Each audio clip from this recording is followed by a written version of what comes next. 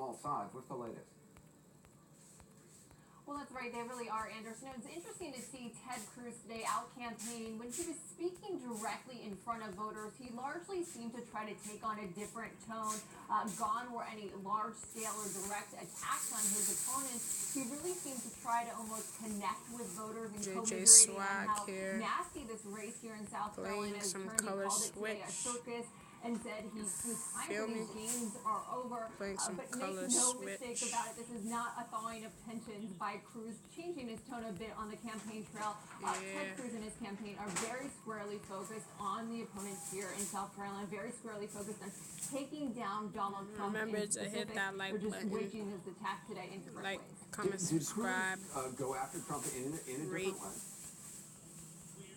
He did, and this was a big mark of defiance today by Ted Cruz and his campaign, really digging in their heels against Donald Trump. They released a 5-minute web ad. It was Ted Cruz speaking directly to the camera for 5 minutes, all about Donald Trump's record on abortion. And this is one of the big issues that Donald Trump keeps laying into Ted Cruz about, saying he's a liar because he's misrepresenting in his opinion, his stance on abortion. In that video, Ted Cruz, again, looking right to camera, that's a very specific message he's sending to voters, saying that Donald Trump has spent most of his life before this election enthusiastically supporting pro-abortion. Of course, Donald Trump, Anderson, wasting no time responding, calling that another smear.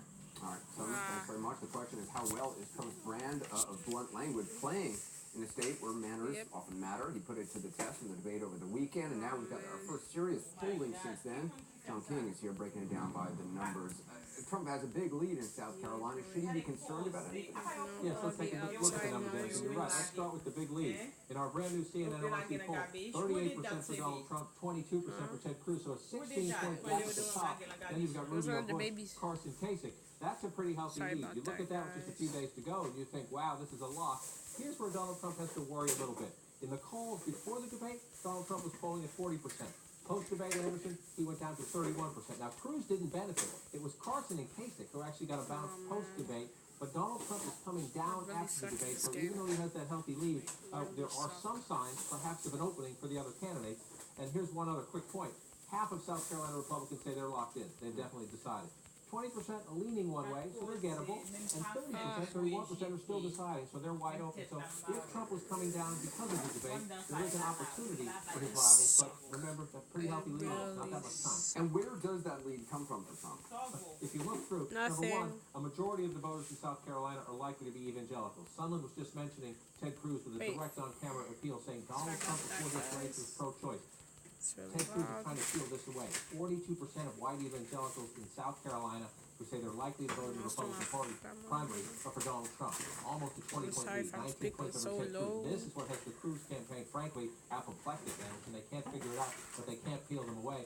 And if you look otherwise at Trump's support, look at on the issues. The economy matters. Trump has a 44-point lead over his closest rival, Cruz, when Republicans in South Carolina are asked who would best handle the economy.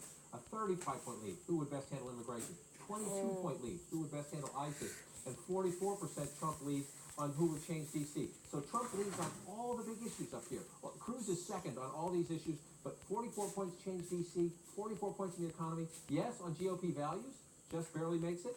And on social issues, Ted Cruz wins. But that's not what the voters are looking for. They're looking for someone who's tough, strong on the economy, and someone who will change Washington, which is why when you look at the issues portfolio heading into the final days, end the video here, guys. Trump at the moment looks Make like sure he's to headed for like, back-to-back wins. comment, subscribe, rate, everything. Those numbers are huge. John, stay with us. I want to bring Gloria Borger back in. So I got